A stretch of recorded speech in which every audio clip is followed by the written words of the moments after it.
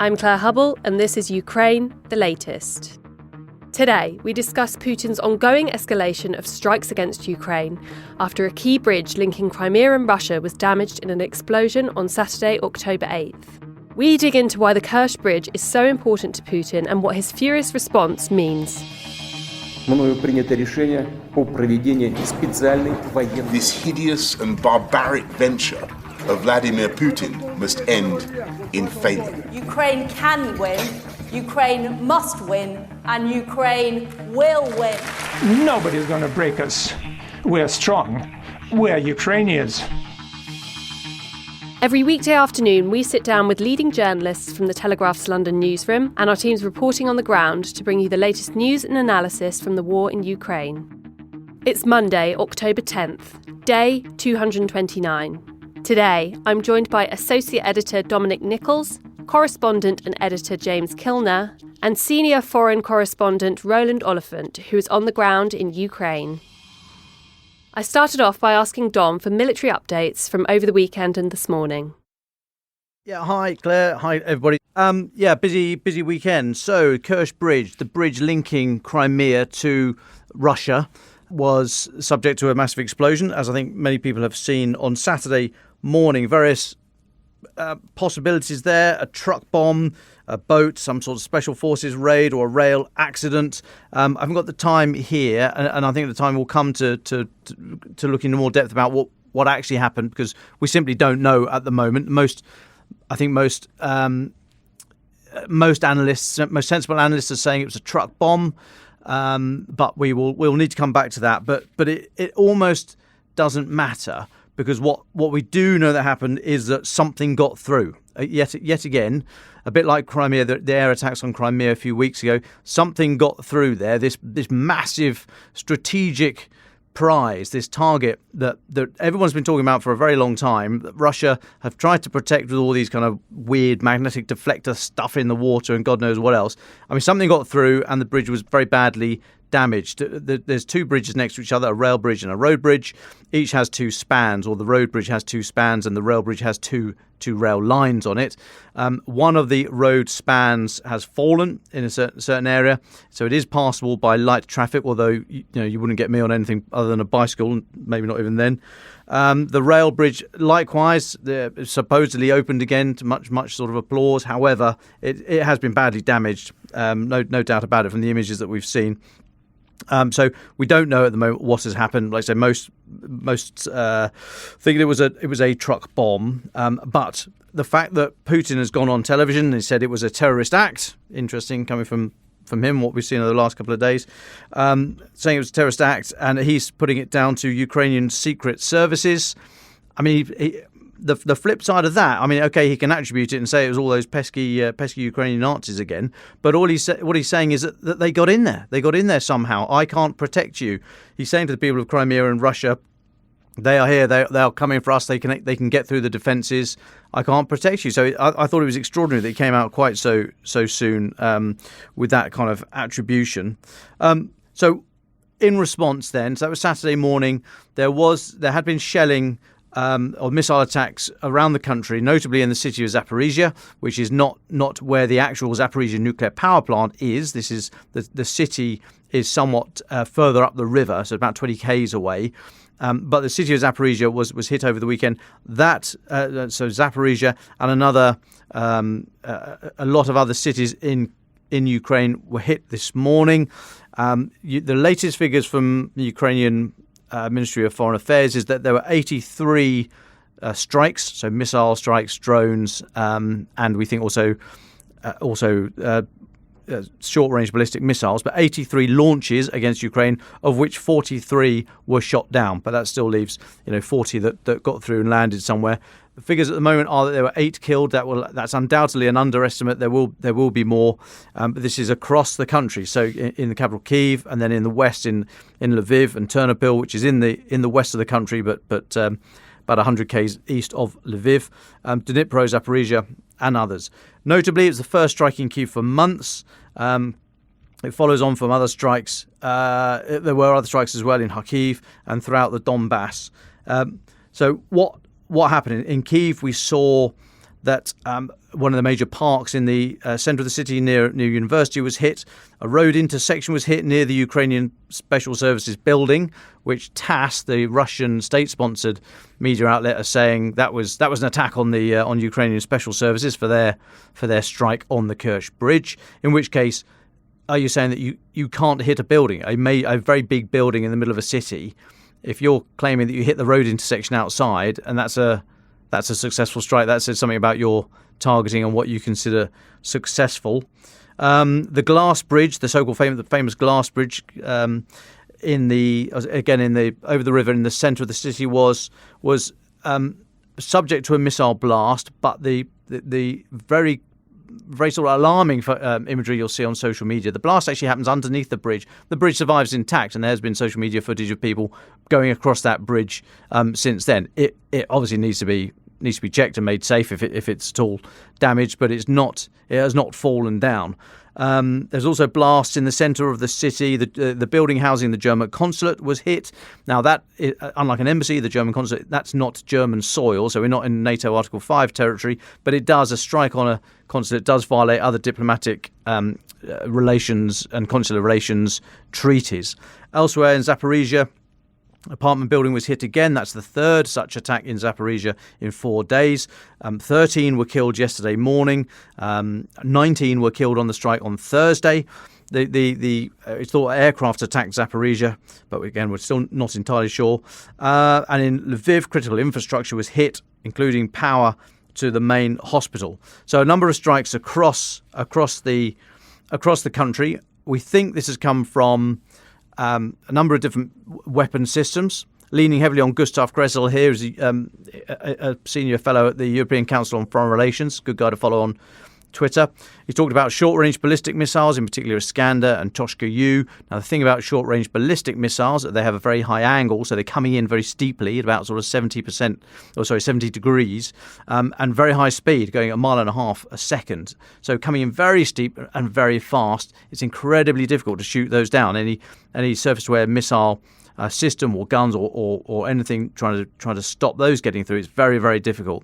They're also firing cruise missiles. So we think the Caliber cruise missiles, which are slower at only about 240 meters a second and lower, 50 to 100 meters, generally detected quite late because they're very small. They have a very small radar cross section, so radars don't really see them until it's quite late. And of course, because they're very low, they can be subject to terrain masking, i.e. they can hide behind hills and buildings and all the rest of it. So very difficult to shoot those down. And there's also drones as well. President Zelensky said that there were some drones, which he said were the Iranian Shahed drones, which we think the Shahed 136 drones. For ease of reference, I'll call them suicide drones or kamikaze drones. I know people don't like the term, talking about kamikaze or suicide in response to drones. But the point is that they are not there for surveillance and to go home and some sort of electronic warfare mission. They are there to fly into a target that they see with a warhead on themselves. Now, they are the slowest of the lot, about 50 meters a second. They are very low, below radar, and again, subject to terrain masking. And so it's very difficult to see them. They're very cheap, hence they can come in big numbers. So a lot of different, the nature of attack against Ukraine was quite widespread. Now, in terms of international response, so President Zelensky said that there were dozens of missiles, including Iranian Shaheds, and he said they have 2 targets, energy facilities and people. The Russian Defense Ministry said just over an hour ago, in fact an hour and 10 minutes ago, said that, quote, the goal of the strike has been achieved and all designated targets have been taken out. And they said the designated targets were energy infrastructure, communications facilities and military targets. I mean, if that's their aim, they've not achieved it, because we've seen them strike children's playgrounds, we've seen them strike civilian targets. So yet again, it's all Russia is able to do. They're not able to. They are not succeeding on the battlefield, so they have to do something else. This is just terrorism, basically. Elsewhere around the world, the British Foreign Secretary James Cleverly, he has been messaging with Dmytro Kuleba, the Ukrainian foreign minister, this morning, saying that, reinforcing the UK's ongoing, what is called moral and practical support for Ukraine. The Deputy Prime Minister and Minister for Foreign Affairs of Moldova, Nicu Popescu, has said that there were Russian ships in the Black Sea firing Caliber cruise missiles, and he has said it's a diplomatic incident because those missiles flew over Moldovan territory. Britain's Security Minister Tom Tugendhat has said this is a war crime. That accusation has also been picked up by Poland's Foreign Minister and the EU Commission. And interestingly enough, and I'll just end on this, China's Foreign Ministry spokesman said, quote, "We hope the situation will de-escalate soon," unquote, which is pretty, shallow end stuff in response to what's been happening. But for China to come out and say something that's clearly one-sided. I mean, it's not down the middle. I mean, to talk about de-escalate today is very much through the lens of what Russia's response has been, or not response, but Russia's actions have been. So for China to come out and say that so one-sided, and to say it so quickly, I think is very telling. It really shows the shift, I think, in China's approach to Russia's prosecution of this activity. I think I better stop there before I run out of breath. Thanks so much, Dom. Why are we seeing Russia strike Kyiv once again for the first time in so many months? Because they can't do anything else. Because they're saying, I mean, if they used any accurate missiles here, and I'm not entirely sure they did, they wanted to save their best stuff for when it really means something. I mean, look at what's happened recently. So Putin said this is all about the Donbass. It's all about, in his words, liberating the Donbass. Well, I mean, the Donbass has ground to a halt. The Wagner group are there. Interesting, a question for another day. Are they there so that they're not causing mischief in Moscow as someone's, Prigozhin's private army? But they are in the Donbass. They're bashing their heads against a brick wall at Bakhmut. Now, today's UK Defence Intelligence message does say that they are making slow gains there, coming closer to breaking into Bakhmut, but it's still very hard going. So not an awful lot going on in the Donbass. We saw that amazing advance about a month ago from Kharkiv in the north from Ukraine. What did Russia do in response? They had a load of sham referendums that were immediately reversed by the loss of Liman and other areas. Down south, Russia, in the Kherson region, they've been losing territory, so they come up with missile strikes against Zaporizhia. And yet it's this strike against the Kerch Bridge which has caused Putin to lose his, lose his rag, I should say. I mean, he's gone big on this one. Why? Because he's personally linked to it. He opened it I think the road opened in 2012 and the rail in 2019, or the other way around, can't remember exactly what. But he rode the first train across the bridge. He's very much personally linked to this. Of course, it physically links Russia to Crimea, so it's very symbolic and has great military value as well. So this was a significant military target. However, I mean, it's a bit like boiling a frog. I mean, Ukraine have been pushing back on the battlefield and retaking ground from Russia. And we've all been going, oh, is he getting closer to using a tactical nuclear weapon? And yet here, Ukraine go and do something different and attack a bridge of great symbolic value. I get it. However, it just, is this the moment when Putin goes nuclear? I mean, would you really want to turn around and say to your people, well, they bombed my bridge, so I had to use a nuclear weapon? It's just little by little, Ukraine are using, I mean, asymmetric is too clunky a term, but they are constantly shifting how they are attacking and pressing in a different area or a different time or a different scale. And all Russia can do in response, they've got nothing left on the politics because the Western, or rather not just the Western, clearly there's other countries not in the West who oppose this ridiculous war, but the non-Ukrainian international alliance seems to be holding up. Putin's lost the economics because Europe in particular looks like it's in a better place, not a great place, but a better place on the energy and able to get through a cold winter. And so all he's got left is the battlefield, and he's going nowhere. So all he can do is chuck heavy metal around and, they say it's energy infrastructure, communications and military targets. All they're trying to do, all they're able to do, all they are able to do is to try and terrorize the population in an effort to get the Ukrainian leadership to break, and the resolve of the political and military leadership to break at the sight of so many civilian losses. And I just simply don't think that's going to happen. But this is all that Russia have got left in the locker: terrorism against civilians. Thank you so much for that, Dom. I'd like to come to you next, please, James Kilner, because I understand that you've been on the desk over the weekend covering events as they unfurled for the Daily Telegraph. We touched on earlier a little bit the different theories surrounding the Kerch Bridge. Could you provide a bit more detail about what those are, please? Right. Okay. So it was an incredibly busy weekend on the Moscow desk for the Telegraph. The Kerch Bridge was hit around 6 o'clock on local time on Saturday morning.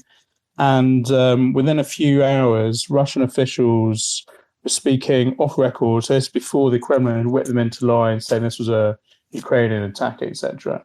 A few hours later, officially they said it was a truck explosion, which Dom has already mentioned. And then there was sort of silence for 24 hours until Putin popped up.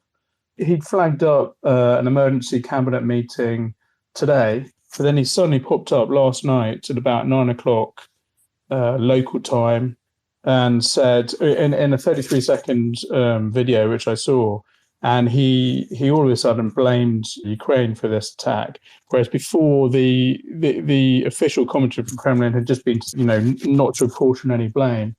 And as soon as he said that, it was clear that there was going to be a major escalation, and this is what we have today, unfortunately. As far as theories about how the bridge was actually attacked, I think if you look at the video, there is a large truck going over the bridge at the time of the explosion, and it could well have been this truck. Other people have said it might have been a missile strike, but to our knowledge, Ukraine doesn't have super long-range artillery pieces which could hit the bridge. The bridge is about 190 miles behind the front line, and as I understand it, their longest artillery pieces can only hit about 75 miles behind the front line, so that wouldn't work out. An airstrike is ruled out. Some people have said it might have been a mine under the bridge, but I mean that would be an incredibly audacious, difficult attack to pull off. So if it was a Ukrainian Special Forces operation, it could well have been this truck. The Ukrainians have not claimed responsibility, although the New York Times did quote a senior source at the weekend, an unnamed senior source in the Ukrainian government, saying that its intelligence agency had been involved in planning the operation. I'm not quite sure what that means. They didn't go any further than that. And if you remember, it was an incredibly intense day on Saturday. Literally within about an hour and a half or 2 hours of the blast on the Kerch Bridge being announced, the Ukrainian Post Office had issued this commemorative stamp of the destruction of the bridge with a drawing of what appeared to be Kate Winslet and Leonardo DiCaprio in that iconic Titanic embrace from the 1997 movie, when they're standing on the prow of the Titanic moments before it hits the iceberg and sinks. And in the picture of the commemorative picture issued by the Ukrainian Post Office, they're standing on the edge of this destroyed bridge looking out, and behind them, the bridge is smouldering. So, I mean, I think the analogy there is the hubris of the Titanic, which was meant to be unsinkable, went down in 1912 on its maiden voyage, and the hubris around the bridge, Putin's bridge, which was meant to impose an indestructible link between Crimea and Russia when it was opened in 2018. If you remember, Putin annexed Crimea in 2014, a major highlight in his 22-year reign. Thank you so much for that, James. So Putin has confirmed the strike, saying that the attack on the bridge was terrorism, and Russia will meet such attacks with a similar response.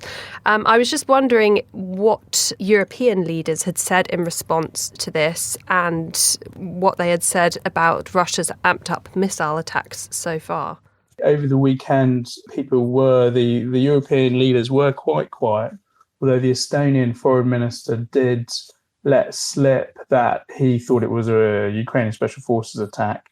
Dom obviously briefed us and updated us on the British government's response, and I think we can expect Western leaders to hold the line and condemn Russia's attacks. Obviously, as Dom said, Putin is raining missiles down on soft targets, and it seems to me that every time he escalates things, so this weekend and today's another shift, another turning point in this 7.5-month conflict.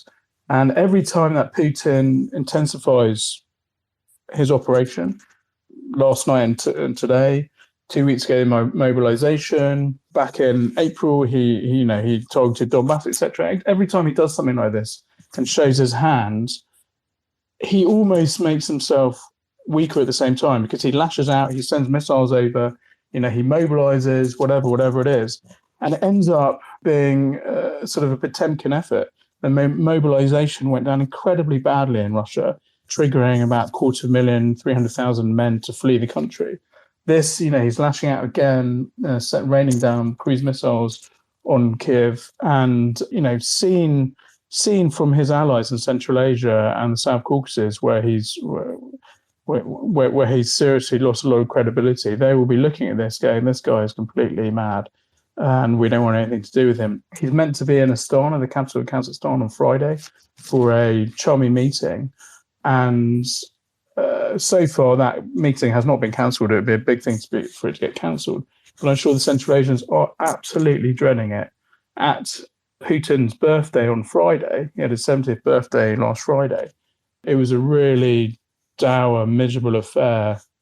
He pulled together some of the Central Asian leaders, but not all of them, and some of them made their excuses, like the Kyrgyz president wasn't there, which is an incredible poke in the eye, really. 10 years ago, when he had his 60th birthday, it was all adulation and celebrations, and towns in Russia renaming themselves after him, people climbing mountains in his honor, videos being shot, music videos being shot, marching through the streets. Now it's completely flat. Even his supposed allies in Russia's former vassal state are going, this guy is absolutely toxic. We don't want anything to do with him. So just going back to what you were saying about the Russian mobilization effort, we've spoken about how it's widely unpopular in Russia previously. I was wondering if you have any updates on the shape of that mobilization effort. So the mobilization effort we've been tracking quite carefully at the Telegraph, and he was desperate. You have to put this in the context. He was desperate to avoid mobilizing Russia. This is the first time that Russia, or Russians rather, I should say, have been mobilized since World War II in 1941. Previously to that, they were mobilized in 1914. So the context is absolutely enormous. The two previous times were in world wars.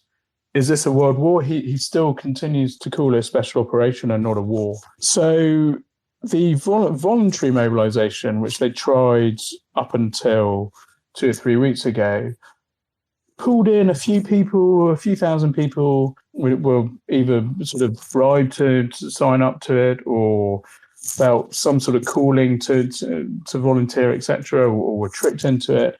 And it did pull in some recruits, but it clearly wasn't effective. And with the Russian army being rolled back around Kharkiv in the northeast and Kherson in the south, and then Putin suffering a very humiliating conference down in Uzbekistan in September, where he got harassed by Chinese and Indian leaders for his war.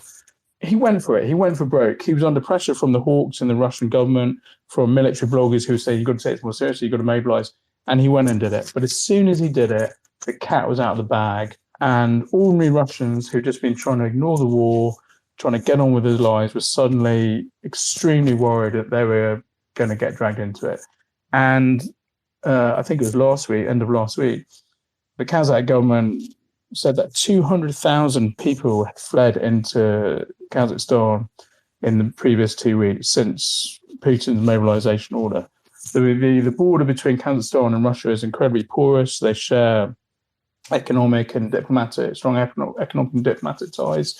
Russians don't even need a visa to cross that border. It's the longest continuous border in the world. So they poured over there from places in the Urals and in Siberia. So there was some from Moscow and St. Petersburg, but these are mainly sort of lower middle class, I suppose, or slightly less well-off Russians who live in mining towns and steel towns in the Urals, that sort of type thing.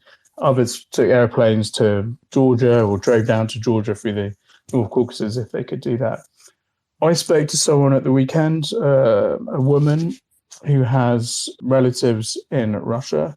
She's Russian, and she said that her aunt was hiding one of her daughter's husband, who had been called up. He'd received his mobilization papers. He'd fled his village and was hiding in this woman's house. And meanwhile, police had been around his village and dragged, and called in all the men and taken them off to mobilise.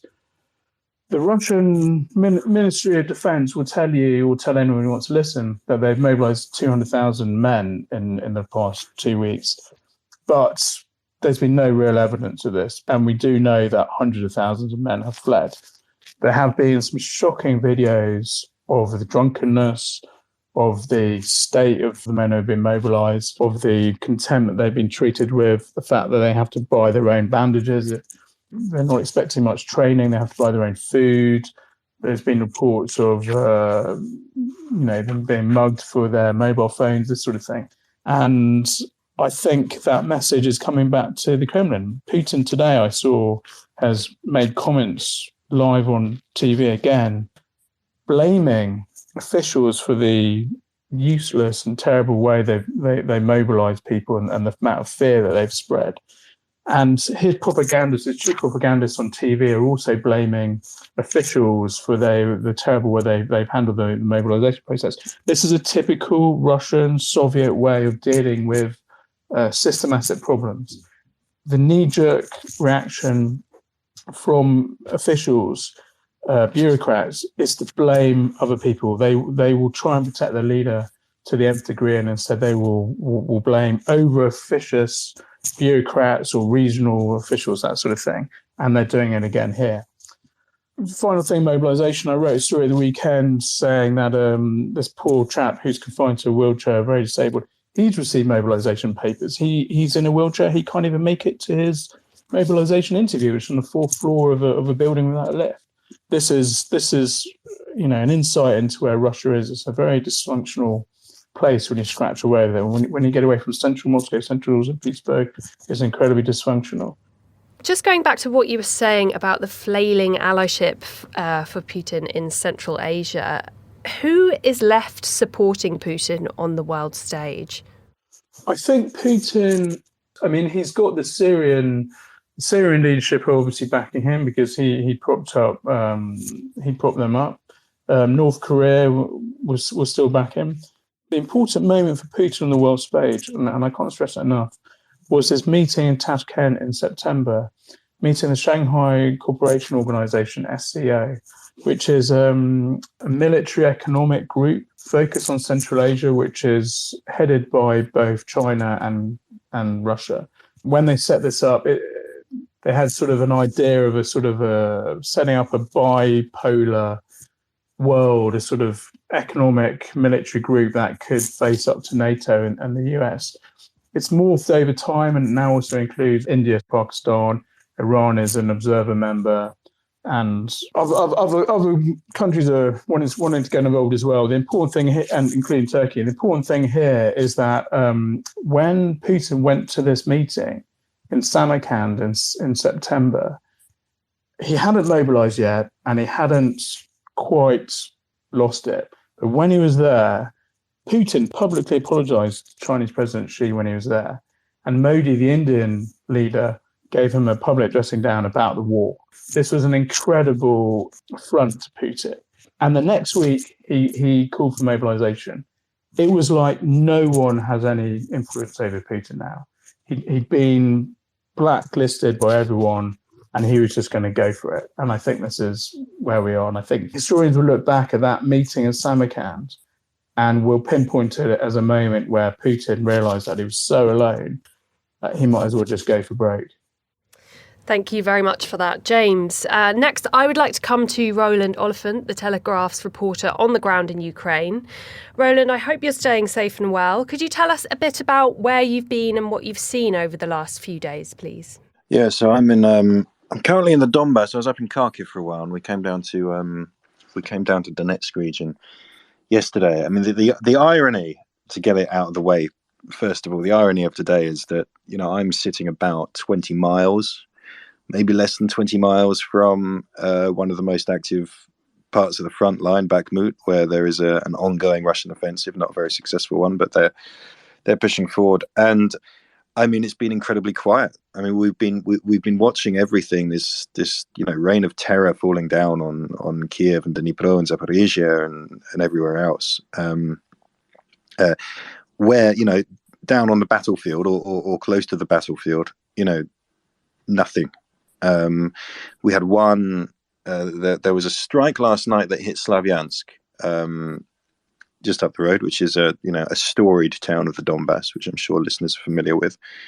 That was hit by, I don't know. I mean, we've just been there. We've spoken to one of the guys whose sister-in-law was killed last night.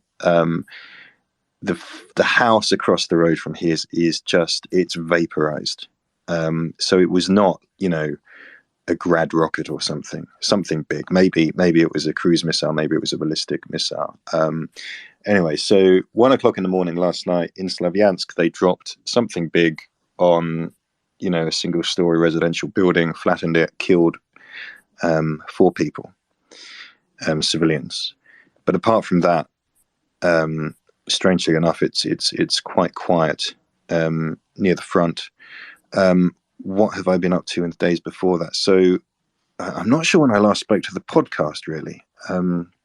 Just bringing up to speed. We were up in Kharkiv, kind of picking up the pieces from the offensive there and the aftermath. There's so much going on in the background. It was just a very, very kind of fruitful place to be for a journalist. Last week we went over the Oskil River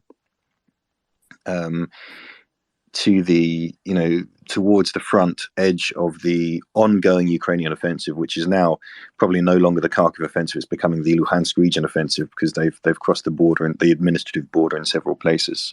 Pushing forward, we spent the day with the artillery section of a mechanized brigade out there and talked to the soldiers. And the kind of, it's the second time I've spent the day with an artillery unit in this war, and the first time was in May during the battle around Izium, when things were going pretty grim for the Ukrainians, really.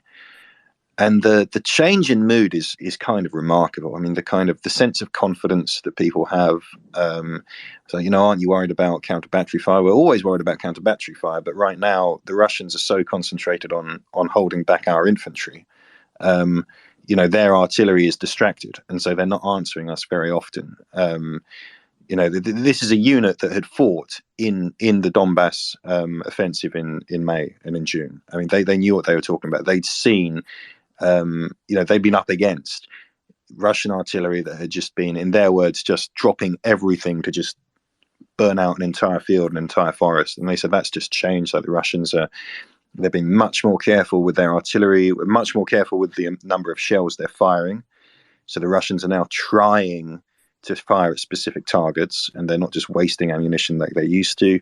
They said the Russians are also sending over fewer drones. It used to be an absolutely constant presence. They've noticed that the number of drones coming over has dropped off. And there's, I don't know. I mean, yes, it's anecdotal. Yes, it's one part of the front where the Ukrainians have enjoyed success. It's not down in Bakhmut, but the sense of confidence and the sense that the tide has just so dramatically turned in this war was, it was palpable. So we did that, and then the other day we were coming down to Donbass, and we drove through the absolute wasteland left after the battles in kind of northeastern Donetsk region and southeastern Kharkiv region going into Luhansk. So all these places you've heard about, Liman, Svetogorsk, all these places.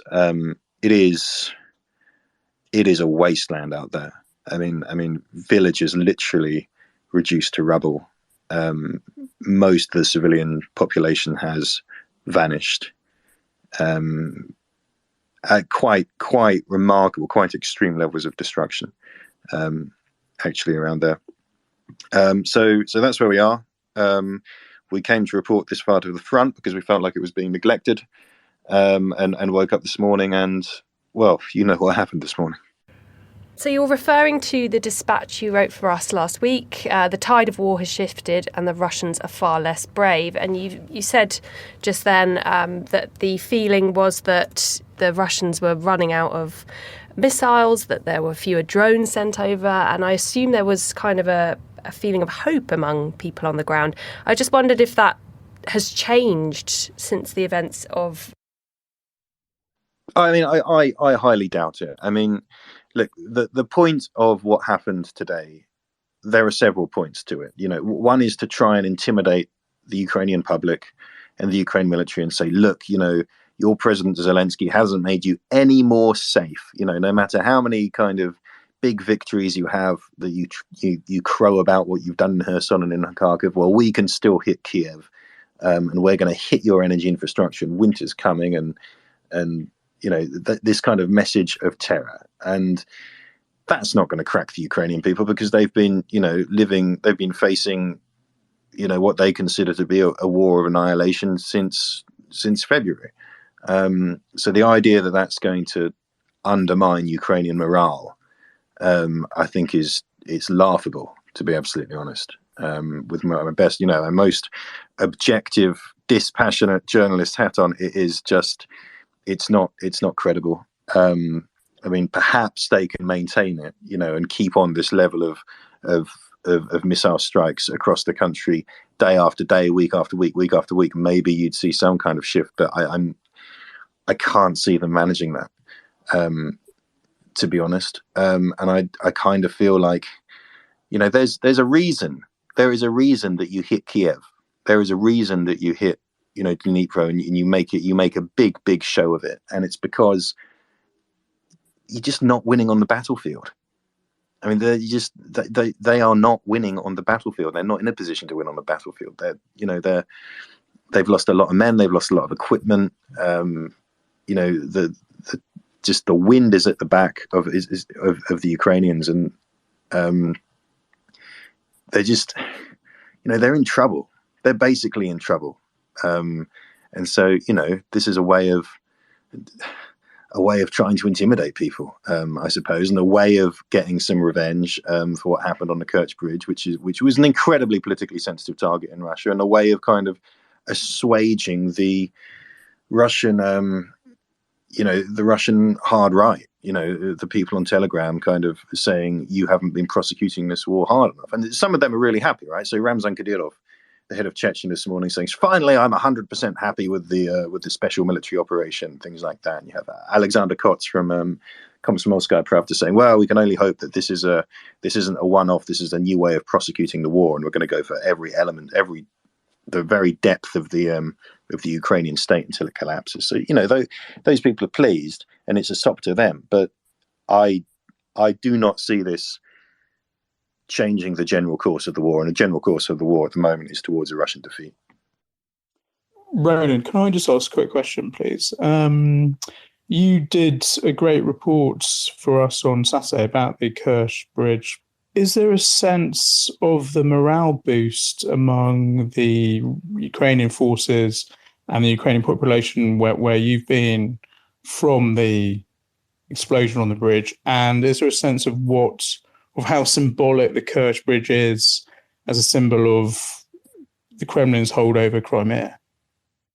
Yeah, I think definitely seeing a big bang on the Kerch Bridge and seeing it, it wasn't completely destroyed. It's one lane, right? One of the road lanes. But so hitting the Kerch Bridge has been something that kind of the Ukrainian cheerleaders on the internet have been going on and on about, since the beginning of the war. And then there's always been this speculation about when and if, and you'd even have kind of Ukrainian officials trolling about it in the months before this. So there's a video you'll see that some Ukrainians share on Twitter. I'm pretty sure it was shared by some Ukrainian official, I can't remember who, months and months ago, of this, there's the Kerch Bridge, and the camera kind of pans out, and there's a kind of a lilo or some kind of, inflatable swimming device, and parked on top of it is a HIMARS launcher. The threat has always been there. And I think the fact that they were able to do it was a great morale boost. People were like, well done, lads. And not just demonstrating that you're able to do it, but, the fact it happened, it hits two things. It hits a really important military supply route. It is a really important logistical bottleneck. There is a very practical reason for hitting that bridge, and it is also there's no there's no way of putting it in more polite terms, really. So, it's one in the eye for Vladimir Putin. It's his bridge. This is the bridge that Putin built. Right. This is his triumphal arch, and it symbolizes so much. It symbolizes Russia at the peak of its power. It symbolizes Russia's ability to do things that the Soviet Union couldn't. He's always, Putin's Russia laboring under the memory of the Soviet Union, trying to get back to that greatness. Well, they never managed this. But you know what? Putin built the longest bridge in Europe across the Kerch Strait, which even the Soviet Union didn't achieve to do. And it is the longest bridge in Europe. And they did it in a few years. And they did it because, in despite of Western sanctions, and Vladimir Vladimirovich drove the first truck across it. It's a triumphal arch, and it symbolized the permanence of the 2014 Crimean annexation. So if you hit that, you're saying, it's an insult to Vladimir Putin, and you're also bringing into question in a very, very visceral way, the Crimean annexation. Until this war began, that was basically a done deal. Though, everybody knew that Crimea was not coming back to Ukraine. Now, that is not clear at all. Right? Crimea is now basically back in play. It's quite possible Vladimir Putin is going to see the reversal of his greatest foreign policy triumph, which was bringing, Crimea home, and that was what was going to get him his chapter in the book of gatherers of Russian lands, alongside Peter the Great and Catherine the Great and whoever else. With this invasion, he's now about to lose that. It's absolutely remarkable. So yeah, I think the symbolism of that strike cannot be overstated, and that tells us why Putin's response has been so violent. Can I ask one quick follow-up question? I agree with all that. I think that bridge is so symbolic, and the reaction has been so fierce. It's clear that Putin took it massively personally. On this really important subject of the supply line to the southern front, to Russian forces around Kherson, and I know this is a bit speculative, Roland, but you'll have a very good view on it. As far as I know, I think the railway, or at least most of the railway, is still out of action on the bridge, and half the road is out of action, obviously. If that supply line is not up and running properly, and if Russia is forced to bring supplies to its units around Kherson along the very dangerous and long routes through occupied parts of Ukraine, do they have any chance of holding it against Ukraine's offensive? I think the logistics are really important. These are surmountable problems. I think I don't think it's an absolute death blow. I think people want to say, "Aha, we have cut the strategic linchpin, and that's it. Everything collapses." There are always workarounds, right? So one lane of that road bridge is still operating, and I think they were saying the other night that they were going to run the railway anyway. Although there's questions about how badly damaged the steel is and all of that. There are air links to Crimea. There is the ferry. It's not ideal. And then you've got I've just opened the map. So you've got the M14 highway via Mariupol and Berdyansk into Melitopol. So that's your road link. Your rail link is a little bit further north and closer to the front, but there are options and there are workarounds. And we've seen, think back to the Ukrainians in, let's say, Mariupol, for example, right? Besieged, no way through. Somehow, God knows how, they were flying helicopters very low, across the Sea of Azov and getting stuff in. Same in, Severodonetsk. They were bringing supplies in on kind of, rope pulley systems across the river after the bridges had gone down, and they held on for a while. So you can. I would be wary of seeing this as an absolute, this is the death blow, this is the linchpin, and suddenly everything falls down. If the will is there and the determination is there, there are workarounds. But there's no question that that doesn't mean it's not seriously bad news. Crimea was the route, right? So all the troops that were rushed into Kherson, a couple of months ago, we knew that the Ukrainians were getting ready for this offensive, and then suddenly we spotted, or actually I should say, conflict intelligence team, who are an independent, a bunch of free-thinking Russians who do open source intelligence. They're the guys who first spotted this huge build-up of troops coming through Crimea, and they were shoveled up to bolster the Kherson defense. So Crimea really is, the route for Kherson. And say they hit it again, say they do cut that bridge, then I think real trouble. Thank you for that, Roland. James, I understand you have some thoughts on Vladimir Putin's appointment of a brutal and corrupt new military chief. What can you tell us about this new general, and what can we deduce from his appointment? Right, thanks, Claire. This also happened on Saturday morning, this incredibly busy Saturday that we had. And it happened about 2 or 3, 4 hours after the explosion on the Crimea Bridge, the Kerch Bridge.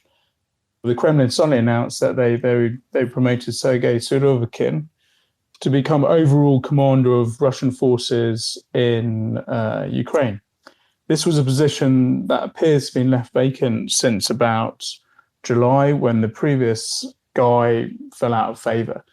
Surovikin, like a lot of the top generals in Russia, really earned his stars, if you like, in Syria in 2017, 2018, when Russian forces carpet bombed Aleppo into the ground, killing 1,000 people, forcing thousands of people to flee, etc. It was an easy, brutal victory. It was a bombing campaign, old school bombing campaign that we'd seen in Grozny, etc. Now, this chap, Surovikin, he was the longest serving Russian general in Syria. Normally, the Russian generals rotated. They did about 3-month tours. And Surovikin was obviously impressing Putin, and he did 9 months in one stint. And he has been named by various human rights organisations and by the British Ministry of Defence as particularly cruel and particularly corrupt, etc. His tenureship of the Russian forces, his leadership of the Russian forces in Syria, also coincided with some of the alleged gas attacks on Syrian opposition towns. I'm not saying that the Russians perpetrated those attacks, but they were allies with people who apparently did. And Surovikin himself has a sort of, he's called corrupt and cruel by the British government, and he himself has a very patchy history. He's in 1991, in the chaos of the end of the Soviet Union, he was commanding some soldiers in Moscow in August 91, and he ordered them to open fire on anti-government protesters. 3 people were killed, and he was briefly arrested and may have spent some time in prison. So his capacity to take tough actions was earned as a young lieutenant. 4 years later, in 1995, he was arrested again, this time for stealing and trying to sell weapons when he was at a staff college in Russia. Again, he was sent to prison, but then that was overturned. Apparently, he was framed for something, although people aren't convinced by that. Essentially, what Putin has done here is turned to one of his most ruthless, his most dependable, his most hardcore general and said, get on with it.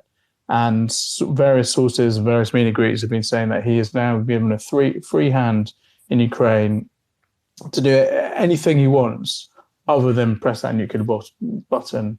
And obviously, today's attack on Kiev is one of his first acts. Importantly, he was in charge of something called the Aerospace Division within the Russian military. This was formed in about 2016, I think, 2017, 2016, and was a combination of the Air Force, some sort of aerodynamics and space divisions within the military.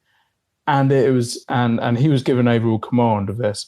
And it was warplanes mainly today from the Caspian and the Black Sea region, which would have fired a lot of these missiles at Kiev. Thank you so much for that, James. Roland, if I could come to you, do you have any final thoughts you'd like to leave our listeners with? I kind of wouldn't be distracted. It sounds horrible to say don't be distracted by the horrific thing that's just happened to Kiev and other cities, but I honestly don't see that shifting the course of this war. There are so many fundamentals, so many dynamics that are going Ukraine's way and against Russia's. I think you should still be focused on those fundamental issues. This is a very, very bloody, very, very gruesome distraction, but it does not get Vladimir Putin out of the hole he is in. I agree with Roland, basically. I think it's going to get a lot bloodier with Surovikin in charge and Putin lashing out. But I want to reiterate the point I tried to make earlier, that every time that Putin does lash out, every time he says, I've had enough, I'm now going to go more hardcore, he shows his hand and he looks weaker. And I think we're going to see this process continue. He's shown his hand again. People will ride this out. It's going to be terrible. Putin will end up looking weaker. It may escalate again and again, but I think every time he does that, he gets backed further and further into a corner and he loses credibility, allies, etc. And this is only going to go one way.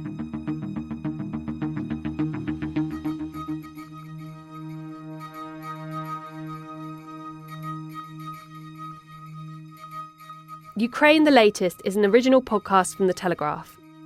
To stay on top of all of our Ukraine news, analysis and dispatches from the ground, subscribe to The Telegraph. You can get your first 30 days completely free at telegraph.co.uk/audio. You can listen to this conversation live at 1 p.m. each weekday on Twitter Spaces. Follow The Telegraph on Twitter so that you don't miss it. If you enjoyed this podcast, please consider following Ukraine the Latest on your preferred podcast app. And if you have a moment, leave a review, as it helps others find the show. You can also get in touch directly to ask questions or give comments by emailing podcasts@telegraph.co.uk.